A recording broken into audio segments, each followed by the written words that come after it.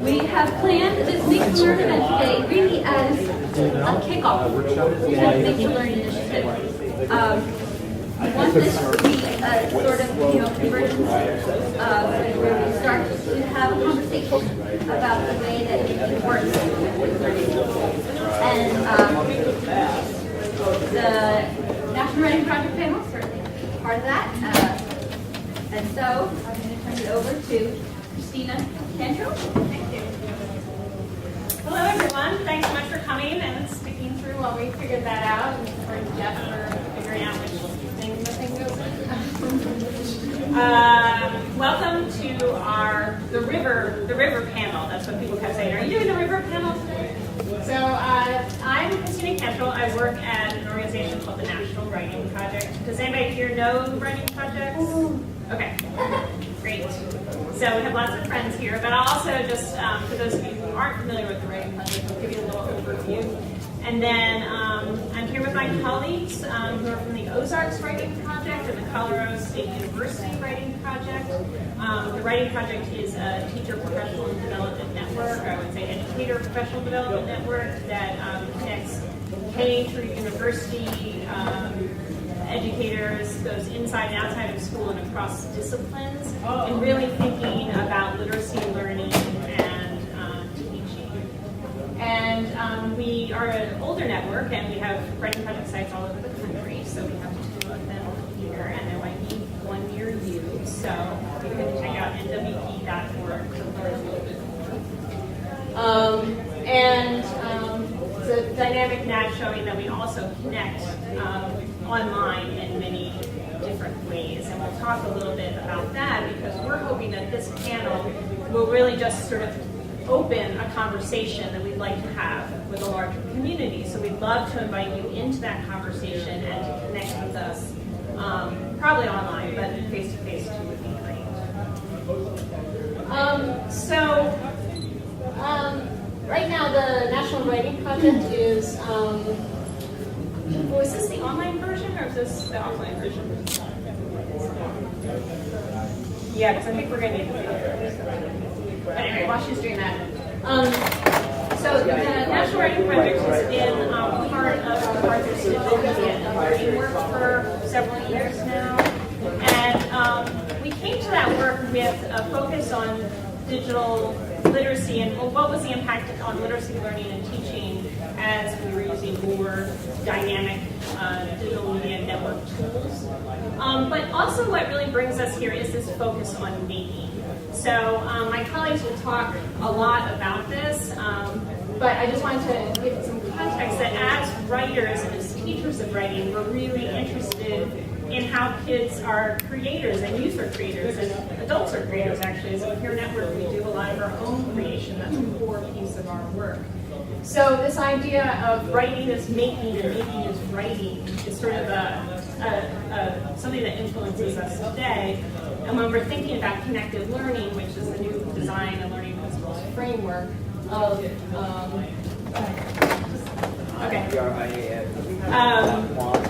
that has a core idea around production in it. So we're really interested in thinking about connected learning with a core base around production and the role of making and writing together, or as each other. So anyway, my colleagues will unpack this a little bit.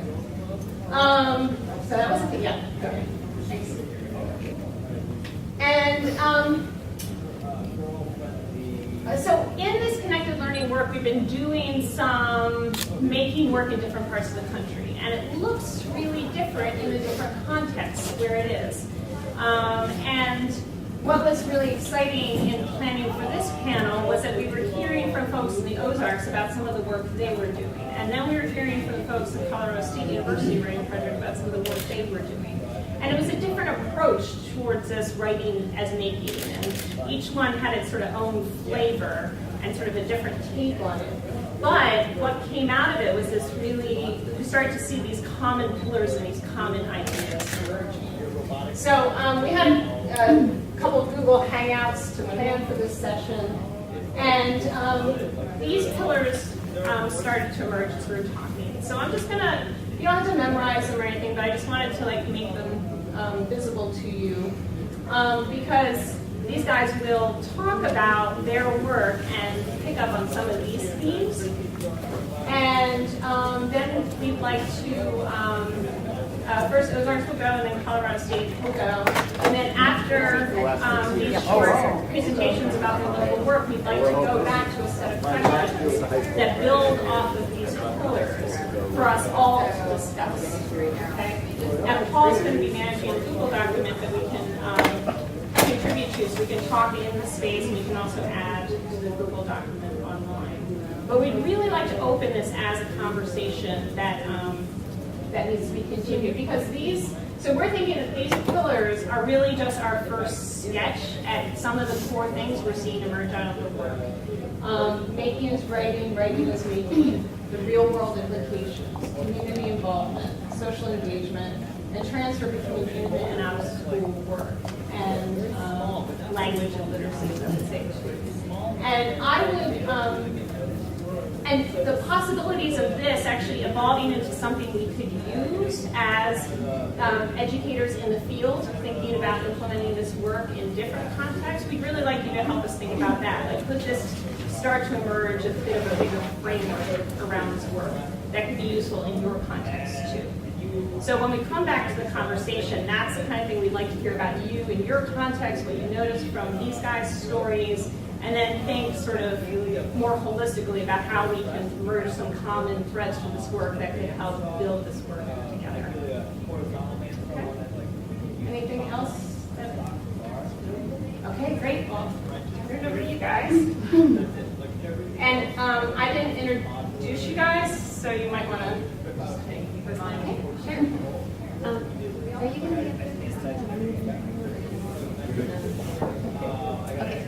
Hi, my name is Amy Knowles, and I'm the co-director of the Ozarks Writing Project at Missouri State University. And I'm really here to just set a context for this amazing work that the teachers in our area are doing.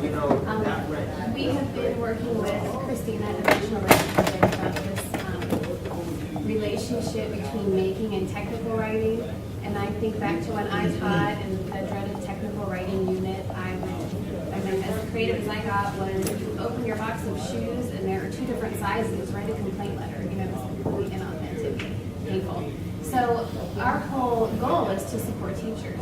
And we were thinking about this idea of making being such an organic thing and such a personal thing for students, and how do we incorporate this into technical writing. Also looking at the Common Core State Standards, and it's very focused on informational writing. So those are kind of the pieces we were pulling together for this professional development. And in November of 2011, we had a professional development day, and we invited local schools to send a team of teachers to kind of just come and explore these things. We talked about technical writing and looked at some technical writing resources. We looked at the maker movement and talked about making. We looked at the Common Core, and then we did some making and writing in the morning. And then the whole afternoon we spent just planning. Teachers just sat down and they just worked through all these different strands, and they planned a unit. So Sandy's here to tell us what happened in Branson after they heard this unit plan.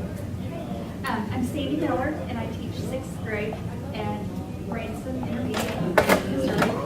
We had the opportunity to attend this professional development through the Ozarks Writing Project. We were given this challenge to come up with a lesson where the students could actually do some technical writing and connect it with make.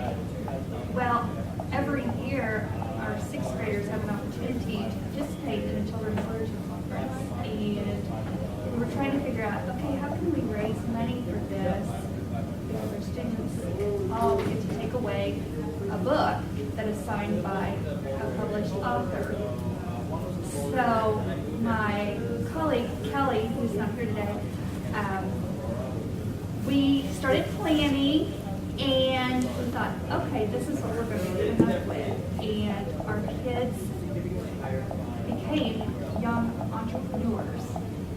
They had to design a business, and they had to decide what kind of treat, holiday recipe that they were going to make and sell in our building. And what was the result of this?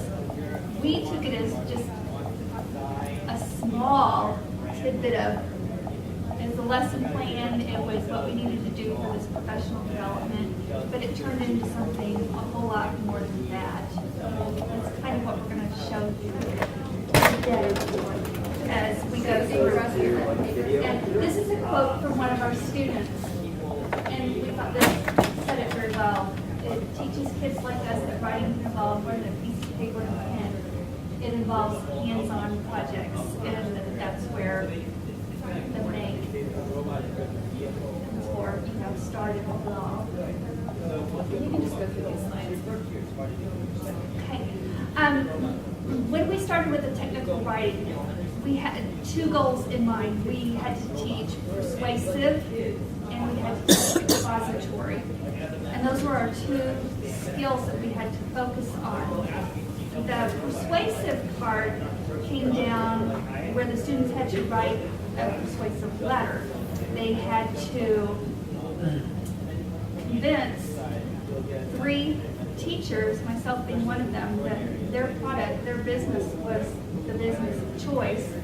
And then they had to create flyers, they had to create brochures, a business backboard, they had to do the recipe, commercials, all of that. And that's where the technical writing came in. And another quote was, I usually don't like to do writing because writing doesn't seem like fun to me. The next project made me want to participate because I could draw and make things. So he could take something that wasn't his strength and add to it. The students were very much connected and they learned about all of these different types of technical writing. The differences were, they were so used to doing personal narratives, and they've been writing personal narratives since 2nd and 3rd grade. So we were trying to come up with something a little bit more exciting for them to do, as far as not the write a complaint letter, or how do you feel about school uniforms, and the typical things. And what happened is it just all culminated to our actual day on there. And our goal was just to have the kids enjoy their writing, but still control the work.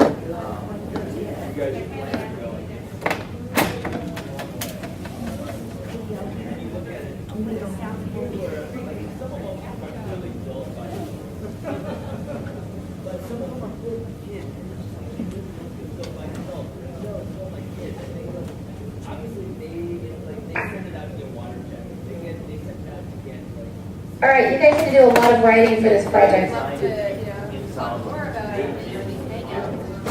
Where are you getting to guys? What's happening?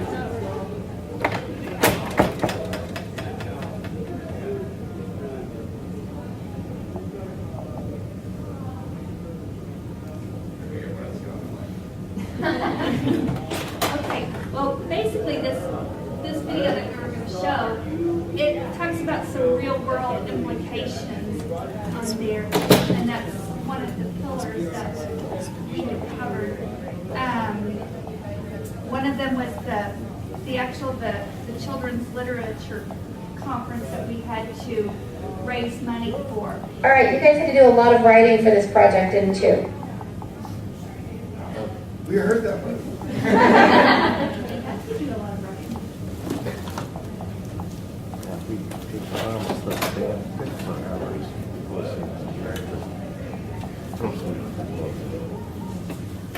Well, basically, we gave the students, they had a real audience that they had to work for. It wasn't just, here's my writing piece, let me turn it into the teacher, and whatever grade I get.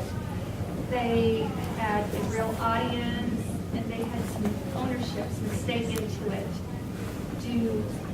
We want to be selected. We want to be one of them that we chose, because throughout this whole process, we told our students that there will only be 2 groups of kids that will be chosen. And it'll be based on our writing proficiencies that we have in our building and through our district. and they had to score proficient or advanced on our scoring guide that we scored them on. So they knew that they had to step up and rise to the occasion if they wanted to be part of the selected ones that actually made it. And throughout this whole thing, when we were working on the actual writing pieces, it wasn't like a typical lesson plan. You couldn't go in and say, okay, today I was going to teach how to write a good lead, or today I was going to teach, transition. The lessons were completely student-driven. What did they need that day? For example, one day I had a couple of kids call me over. Mrs. Miller, okay, I'm not sure about this. Could you do a mini lesson on the differences between 2 and 2?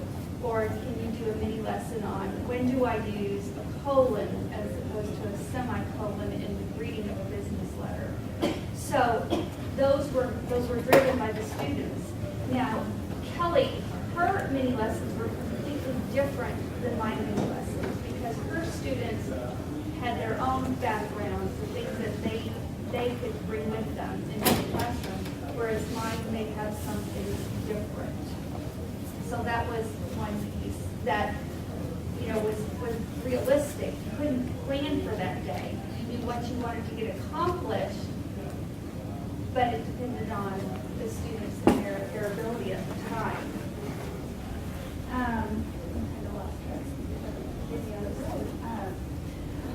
One of the other pillars on there was community and Yes, you ready? Okay. Do you think this will help you in any way in the future? Can you think of out?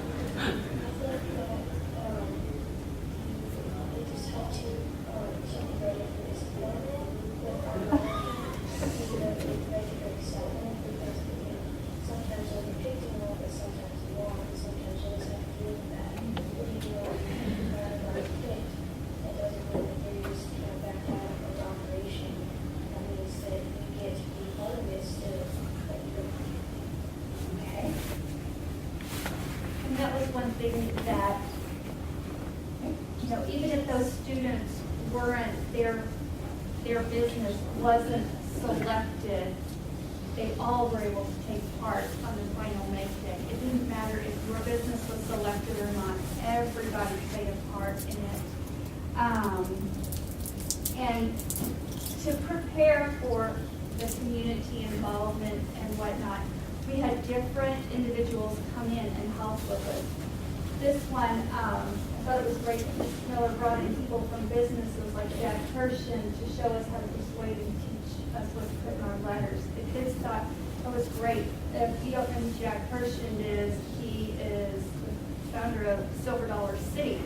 And he came in and he talked to our students about how you start something from nothing. We had a professor at a local college that teaches economics to her pre-service teachers. She talked to the students about how to, I think she called them the 5 Ps. She didn't speak to my class, she actually spoke to Kelly's class. Talked about how to get your product out there. I brought in the marketing director from one of our local banks, and he came in and talked to the kids about the importance of having your logo. It has to be in the same spot every time you put something out there with your name on it. He gave the students all of this information, and they took notes like crazy. They were just absorbing it all in, and then they in turn would go back to, well, remember what Mr. Freese said about, my logo, it has to be the same color on everything. So that was really important that they did that. And, with the community involvement, the money that they raised, the first year we did this, we raised, I think, let's say about $700 through all of the treats that they had made and sold. And that enabled the students to, in turn, every student was able to get a signed book. The this year we did the project, because we had such great feedback with it, we made a little over $1,000 with it. So, and the kids were looking forward to it this year because they knew that last year's students had taken part of that.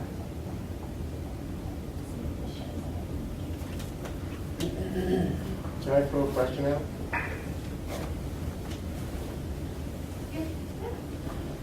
If you guys were updating it in the future, would you have your kids look at Kickstarter or anything, contemporary ways of starting businesses, things like that? So they were engaging in the technologies of the time as well as doing this? Or It's, that's a good question, and that's a possibility. We always have to work in constraints. I don't know what other states are like, but our district is driven by the test. And so we try to stay within realms of it. It takes us about 2 to 3 weeks to get through this unit, so we kind of try to go through it as fast as we can and still get quality work.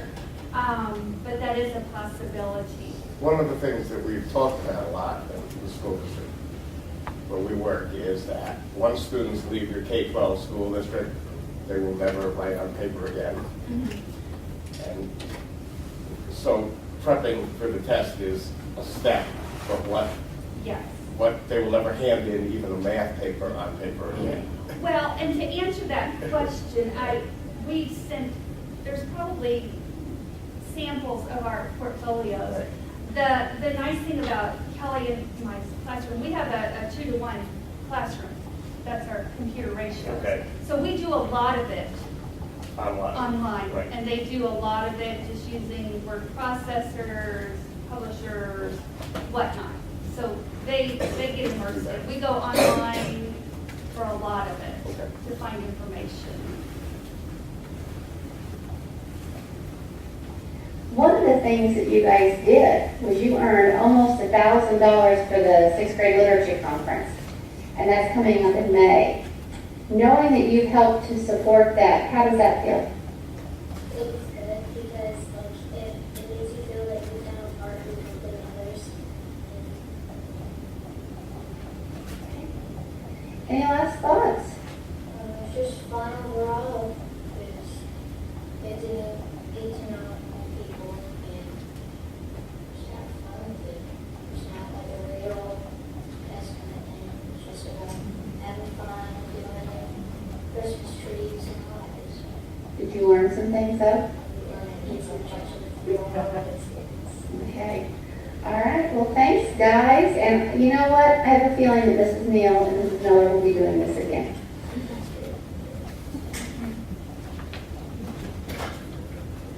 Okay, and probably the final pillar that we'll address is the social engagement and the social aspect of it.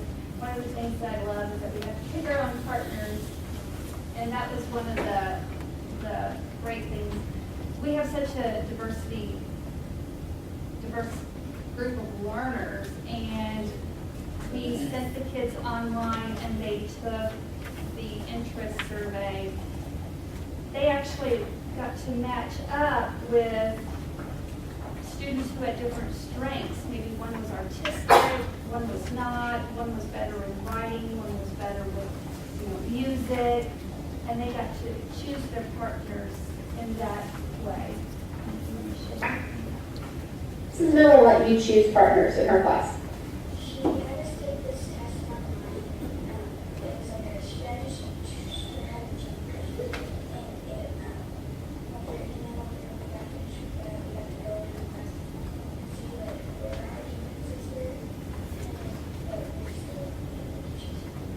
So did you choose people that had the same strengths as you or that had different strengths?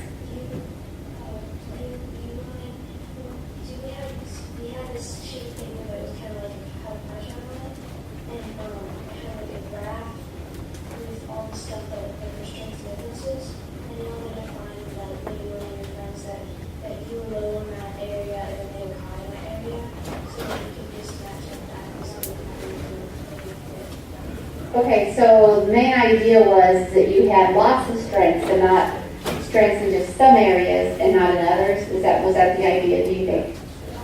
And did it work well with your teammates? Okay. And, you know, as you see through the different slides,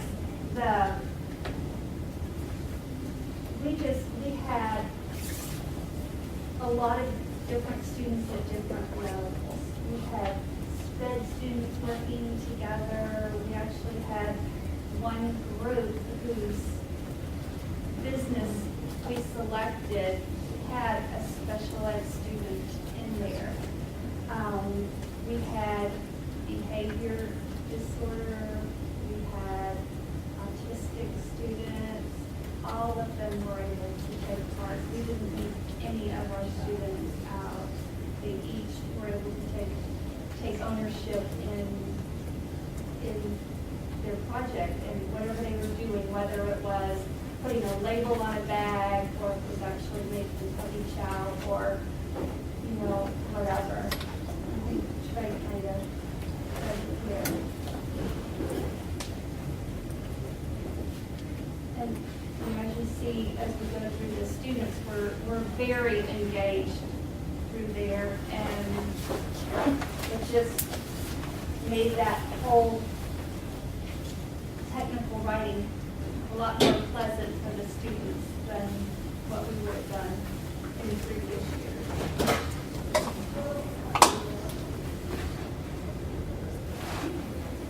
You know, that last piece about all the learning populations being not only represented, but really those the words and the pictures and the videos, each of those students were somehow highlighted in those special population of learners. And that's something that I think was so important about this project. I just had a meeting with the Department of Education in Missouri, and they were, of course, we're always talking about funding, and they were intrigued by not only were these students able to participate, but in some cases they were the front runners. And so somebody from the Department of Education asked if I could send them our information as they are applying for federal funding for these special populations. So that was just a really important part of that.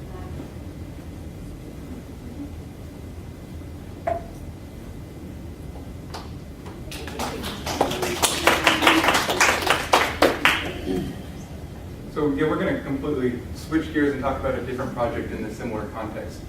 So my name is Antero Garcia. I'm at Colorado State University. I'm Cindy O'Donnell, and I'm also at Colorado State University. We're both in the English department and involved with the CSU Writing Project. I'm the director of CSU Writing Project, and so we wanted to talk with you today about a project that involves that ethos of making through digital storytelling. It's called the Saving Our Stories Project, and it's for students who are English language learners and in the iterations we're going to talk about today, also some fifth graders who were involved with this project. And the stories that they are saving are the stories of the Latino community in Fort Collins.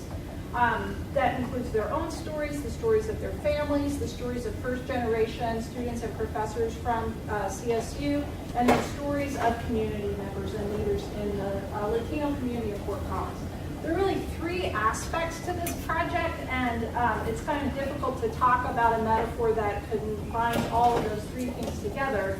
But we tried to represent it here by showing you that our pre-service teachers are involved in a service learning project that actually precedes the summer enrichment program for the SOS kids. And in that project, they are creating curriculum that is culturally responsive, culturally relevant, teaching that features literary works by Latino authors. Students are also working on doing some primary and secondary research into the history of Fort Collins and including that, embedding it in some way into the stories that they're telling. So our pre-service teachers are creating curriculum that then is adapted in the summer enrichment program for the SOS kids. But in the meantime, that interim piece is that they are working at an alternative high school with another writing project teacher from that is in Fort Collins, and they're piloting some of that curriculum with the high school kids with the intent that it will be adapted in some way to be used with younger learners. So that's what you see in that first slide, or that first picture in the bottom left-hand corner.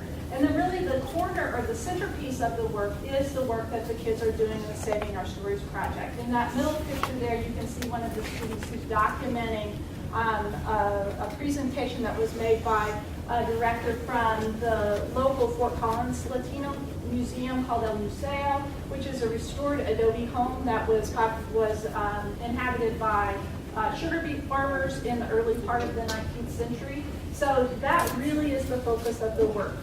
The other piece of it is that we have a concurrent workshop that is operating called Teaching with Technology. So we have these teachers, practicing teachers primarily, but also some of the pre-service teachers who were involved in one of our classes participate in this. And what the teachers are doing is really themselves learning how to use these digital tools, thinking about issues involving technology in the classroom, but in the process of learning, for instance, how to use iPhoto, how to use GarageBand, how to use iMovie, and those sorts of things, they learn to use those tools that they immediately apply and work with the kids. So it's a very hands-on kind of experience. It's not just, oh, I'm going to learn how to use Twitter in my classroom, although that's an important thing too. It's about learning how to use these tools and then practice with the kids immediately. So those are the 3 layers of the project. So as we talk a little bit more about the SOS project, I want to take a minute for us to come back and think about the title of today's session and thinking about writing as making, right? In terms of not simply making something and saying that that is writing, but the actual physical act of writing seems to be largely absent from the centerpiece of what making is within this context. One of the texts that our pre-service teachers read is by Freire and Macedo, and they talk about the idea that one must read the world before you can read the word, right? In these cultural contexts that help develop what it is about literacy that we construct today. And I think something that seems largely absent here is this understanding of culture and how it impacts what a maker culture is, right? And what a writing or an academic culture is. And if these two things are aligned or not aligned, it really comes down to how do we incorporate academic practices of writing into a culture of making or learning as making. One other thing to just see on the slide here is that certainly there are digital tools that are represented, but we also have a pencil. You see some print-based writing that's combined with visual text up in the right-hand corner because kids were doing some storyboarding that allowed them to make these things called 5-frame stories. So one of the things that we're also thinking about is how to figure out what that transition is between some of the more traditional academic tasks kids that are using when they're asked to compose in school that might be connected to standards in some way, and how those can be sort of materialized into these digital stories that they're making. So transfer is really an important thing that has come out of some of this work. Not just transfer for the SOS kids, although that's certainly something that's important, but transfer for everyone who's a student. And that's something that does happen. It really flattens those power relationships in some way when the kids and the teachers are working together in that Teaching with Technology workshop in the summertime. One of the teachers who was participating, she was actually a facilitator for the SOS part of the project, had students who were involved in the SOS project that she would have the next year in her classroom as 5th graders. One of the things she said whenever I interviewed her for a podcast was, I'm counting on them to teach the others how to do this. So even she was thinking of those students as teachers who were going to be helping the students that were in her class. Also in that podcast interview with the 2 other facilitators of the project, they talked about these kinds of things that they saw happening. And they mentioned writing in the sense not just of the print-based work that was going on, but also the kinds of digital projects that were being created. But they saw the kids doing these kinds of things that are often a struggle with print-based work. So really focusing on improving their craft because they knew that there would be a real audience for their work later in the week when we had this reading and they were inviting friends and family to attend that. Writing with a clear purpose, working across those boundaries, and really owning the process. That was something that a lot of the interview said, which was the kids owned it. It was really their thing. This is Brittany Belmaris, and she is a pre-service teacher who was involved in the project, both as someone who was creating the curriculum in the pre-service class, but then she participated in the Teaching with Technology workshop alongside those practicing teachers. So whenever I was asking her, what did you really take away from this, here's what she said. SOS showed me how difficult it can be, I think, to apply some of those theories and those practices. And she was talking in this context about strategies to use with English language learners in the classroom. But at the same time, how natural it can come in the moment. Like I said, one thing I will take into my classroom, no matter if I'm teaching a history class or an English class, is storytelling. I think that's critical for creating community within the classroom, and I think, honestly, I think that the technology can be a great way to tap into English language learners' abilities too, because they're just like everyone else who's living in a technology age. Technology can cross language boundaries really easily, so I think that can be a great opportunity to create an equal playing field in the classroom, especially with English language learners. We really appreciated how she was thinking about issues of equity in terms of cultural and linguistic diversity. So kind of building on top of that, we think a main component of what's, especially as we think about an era of Common Core and what's happening in our classrooms, is instilling civic literacy as part of what's happening in terms of writing is making, right? So civic literacy for us isn't merely this thing that happens in 12th grade and 6 weeks at the end when people are about to graduate, but something that's a lifelong process that we're establishing in English language arts classrooms, in classrooms across content areas, right? And so civic literacy here is really about being proactive, right? Not being responsive to issues that are around us, but looking at different issues that are happening around the world and being able to respond to them and developing those ways of being through making, right, in terms of civic literacy, right? So here are the students back at the Museo. They're talking to Chuck Solano, who was doing field work in sugar beet fields at the age of 7 until he was about 18 and then joined the military. He's talking about this history in Fort Collins that's largely ignored in terms of discrimination, in terms of practices that students may not necessarily have been aware of, and allowing students to document and look at this and be able to produce and create that history themselves, right? History as a process of making instead of history as a process of consumption is a really important way for us to think about civic literacy, right? So again, it's getting those oral stories, being able to produce those, amplifying that voice out through digital tools, instead of at our local museum, we have one wall that has Chuck's story. It's here, it's about that size in the actual museum, right? Really And if you tap, and if you tap on it, right, there's a little speaker in the wall that you can't hear because all of the cool stuff in the museum is going and kids are screaming and having a good time, right?